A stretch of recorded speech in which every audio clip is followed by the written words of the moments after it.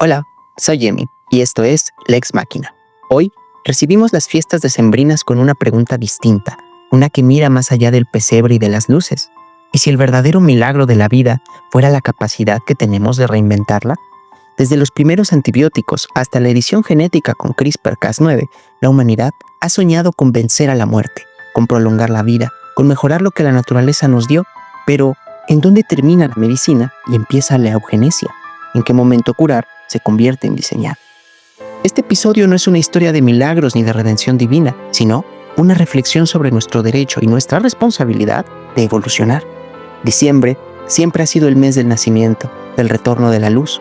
Las religiones lo han llamado milagro, pero la ciencia también tiene sus propios nacimientos. Vacunas, prótesis, órganos cultivados, vidas extendidas. Cada uno un pequeño acto de creación. Y mientras las luces navideñas se encienden en las calles, en los laboratorios de todo el mundo se enciende otra clase de esperanza, la de reescribir el código mismo de la vida. En este episodio no trataremos a la Navidad como una festividad, sino como metáfora del renacimiento humano. Hoy hablaremos del derecho a evolucionar, la posibilidad y tal vez el deber de mejorarnos a nosotros mismos con ayuda de la tecnología. Y para ello, viajaremos de las primeras vacunas hasta la edición genética con CRISPR-Cas9, pasando por las fantasías de un mundo feliz, el videojuego Halo, en las películas Elysium, Gattaca o In Time, y observaremos cómo el ser humano lleva siglos soñando con domar su propia biología. Y con ello, ayúdame a contestar las preguntas. ¿Qué significa mejorar al ser humano? ¿Podemos hablar de un derecho a evolucionar o de un privilegio reservado para solo quienes pueden pagarlo? Así que enciende tus luces, acomódate junto a la chimenea o el árbol con un chocolatito caliente y acompáñame en este viaje por la frontera en donde la biología se encuentra con la filosofía y el derecho, donde la ciencia ya no solo salva vidas, también las reescribe. Y en este viaje entre la ciencia, la ética y la imaginación, ayúdame a descubrir si el futuro que estamos construyendo es una promesa o una advertencia. Nuestra historia con la mejora comienza mucho antes de que el ojo humano pudiera vislumbrar al primer gen. Con Pasteur y Fleming, la humanidad aprendió que la vida puede defenderse químicamente. Las vacunas, los antibióticos, las prótesis, todos ellos fueron los primeros pasos hacia una evolución dirigida. Cada avance sanitario fue, en el fondo, una victoria de la salud y la vida sobre el azar. Pero en el siglo XXI cambiaron las reglas del juego. Con el descubrimiento del sistema CRISPR-Cas9 en 2012, la humanidad pasó de curar enfermedades a evitar la vida misma. Ya no se trata solo de sanar, sino de rediseñar. La bioeticista belga Gilbert Hotis, en su texto ¿Es el transhumanismo un humanismo?, distingue entre la mejora terapéutica, que busca curar, y la mejora radical, que busca trascender lo humano. La primera pertenece a la medicina, la segunda a la filosofía y al poder. Hotis, en su ensayo, propone que el transhumanismo bien comprendido no es una herejía en contra de lo humano, sino una extensión de nuestro humanismo secular, una invitación a trascender los valores éticos, sociales y políticos que han sostenido la solidaridad humana hasta nuestros días. Pero también nos advierte que la mejora no debe verse como un privilegio tecnológico, sino como una responsabilidad colectiva, que la posibilidad de una mejora radical debe venir acompañada de mecanismos legales, regulatorios y sociales que aseguren que nadie se quede atrás. Y sí, pese a lo que podamos llegar a pensar, ya existen precedentes legales y doctrinarios en esta misma línea de ideas. En la Convención de Oviedo del Consejo Europeo de 1997 ya se establecía que las modificaciones hereditarias al genoma humano que puedan afectar a la descendencia solo deben permitirse en contextos extremadamente regulados. En el artículo Human Enhancement Technologies, Moral Compass and Legal Regulations de Hailey W. Ellison del 2024, se examina cómo varias jurisdicciones están considerando normativas específicas para tecnologías de mejora humana, estableciendo límites legales, éticos y de equidad. Desde hace más de un siglo, existe regulación de productos biológicos como vacunas y sueros. Por ejemplo, el Biologics Control Act de Estados Unidos de 1902, el Reglamento de Insumos para la Salud en México, que imponen estándares de seguridad para productos biológicos, así como normas oficiales mexicanas y normas ISO de carácter internacional que legitiman el uso seguro de estas tecnologías en el cuerpo humano, constituyendo también las primeras formas institucionales de proteger la mejora sanitaria como un bien común. También, en el ámbito de los derechos humanos, se ha argumentado que las tecnologías de mejora pueden relacionarse con el derecho del acceso a la salud, a la ciencia y a la autodeterminación de las personas, como se discute en ensayos recientes sobre enablement dentro del derecho internacional. Estos ejemplos muestran que la evolución dirigida ya no es un terreno puramente especulativo ni de la ciencia ficción. Ya existen leyes, doctrinas y debates éticos que reconocen mejoras sanitarias como un bien colectivo. En este contexto esperanzador, podríamos imaginar un mundo donde tecnologías como CRISPR, terapias génicas, órganos impresos y tratamientos cognitivos no sean privilegio de unos pocos, sino partes de políticas públicas integrales que garanticen el acceso universal, regulaciones éticas, así como justicia distributiva. Porque al final, mejorar no es solo alargar la vida, sino dignificarla. Y ese quizás sea el verdadero derecho humano a evolucionar. Gattaca y un mundo feliz lo imaginaron antes que nadie. Una sociedad donde el ADN define tu destino, donde la perfección genética es un requisito para existir. Hoy, este futuro ya no parece ciencia ficción. Como mencionamos en nuestro primer episodio del podcast, en China, el científico He Jiankui editó embriones humanos para hacerlos resistentes al virus de inmunodeficiencia humana. Su experimento le costó 3 años de prisión, pero también abrió una pregunta irreversible. ¿Qué pasará cuando alguien lo haga de manera legal? Esta tensión entre libertad y perfección no es nueva. Aldous Huxley ya lo había anticipado en su obra Un mundo feliz. Una sociedad sin enfermedad ni dolor, pero también sin deseo ni propósito. En su aparente paraíso genético, los humanos ya no nacen, se fabrican.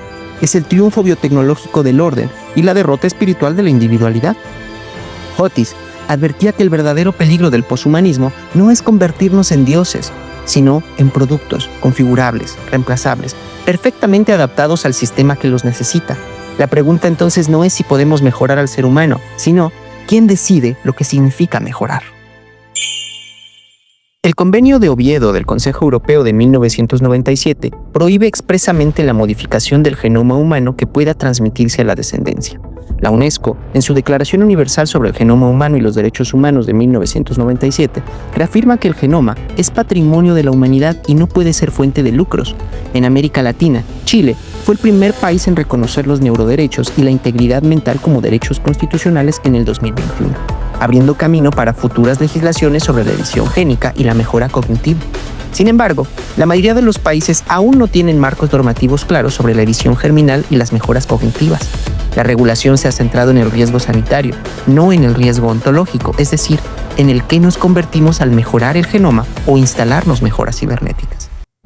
En el videojuego Halo, la doctora Catherine Halsey crea a los Spartans, supersoldados genéticamente mejorados para ganar guerras, manejando el discurso de su creación en su propio beneficio cuando la ONI la cuestionó, manipulando inclusive al jefe maestro y al Spartan Jorge para protegerla aun cuando sus experimentos les habían arrebatado su infancia. La narrativa del videojuego la muestra como heroína y villana al mismo tiempo. Su experimento salvó a la humanidad del Covenant, pero creó seres cuyo único propósito era el ser soldados perfectos. Su experimento plantea una verdad incómoda. La línea entre evolución y manipulación depende del propósito, y el propósito, ya sea la realidad o la ficción, casi siempre es político. El derecho, como los escudos de energía en Halo, puede protegernos por un momento, pero no indefinidamente. La ciencia avanza más rápido que cualquier parlamento.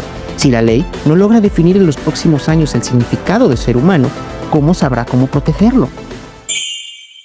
El otro gran dilema es que hoy la tecnología siempre llega primero a los mismos lugares, las ciudades ricas, las clínicas privadas, los cuerpos que pueden pagarla. En Elysium, los ricos viven en una estación orbital donde ninguna enfermedad existe, mientras en la Tierra millones agonizan bajo contaminación y pobreza. Esa metáfora ya no es solo ficción. Hoy existen tratamientos genéticos que cuestan más de $2 millones por paciente. Ejemplo de esto es el empresario estadounidense Brian Johnson, conocido por su Project Blueprint, quien ha invertido millones de dólares al año en revertir su edad biológica, sometiéndose a transfusiones de plasma, dietas controladas al milímetro, monitoreo neuronal constante y tratamiento de regeneración celular experimental. Su objetivo es vivir eternamente joven y sus recursos se lo permiten. Pero su experimento también ilustra una grieta creciente. ¿Qué pasa cuando solo los millonarios pueden comprar tiempo? Algo similar plantea la película In Time de Andrew Nicolo. Un futuro donde el tiempo se convierte en moneda y los ricos, literalmente, pueden vivir para siempre mientras que los pobres mueren antes de los 30. Es la metáfora perfecta del capitalismo biológico contemporáneo, donde la longevidad deja de ser un derecho y se convierte en un privilegio. En ambos mundos, el de Huxley y el de Nicole, la ciencia deja de servir a la humanidad y empieza a servir al capital. Y esto nos obliga a preguntarnos, ¿queremos un futuro donde vivir más sea el premio o la condena de unos pocos? La eugenesia del siglo XX buscaba mejorar la raza, la del siglo XXI optimizar el rendimiento. Las terapias génicas, los implantes cognitivos, las modificaciones fetales prometen libertad individual, pero refuerzan desigualdades estructurales. En Gattaca, un hijo concebido naturalmente era considerado defectuoso. En Halo, solo los elegidos pueden soportar las mutaciones que los convertirían en héroes. En ambas historias, los mejorados protegen un sistema que los usan como símbolos. Y aquí surge la pregunta jurídica más profunda. ¿Debería existir un derecho humano a evolucionar? No un derecho a ser perfectos, sino a poder acceder sin discriminación a los beneficios que otorga la ciencia. Porque este futuro solo pertenece a quienes pueden pagarlo, la humanidad va a dejar de ser una especie y se va a convertir más bien en un privilegio de clase. Las fiestas decembrinas siempre nos han evocado a lo mismo: nacer, compartir, creer en un nuevo comienzo. Pero en esta nueva era, el nacimiento ya no depende solo del cuerpo, sino del código, ya sea genético o algorítmico. La humanidad se encuentra ante su propio pesebre tecnológico. Podemos elegir si este nacimiento será el de un nuevo humanismo o el de nuestra obsolescencia. La tecnología no debería de ser nuestra enemiga, sino nuestra herramienta más poderosa, pero solo si la utilizamos para el bien común. Por eso, el derecho a evolucionar debe ser también el derecho a compartir la evolución.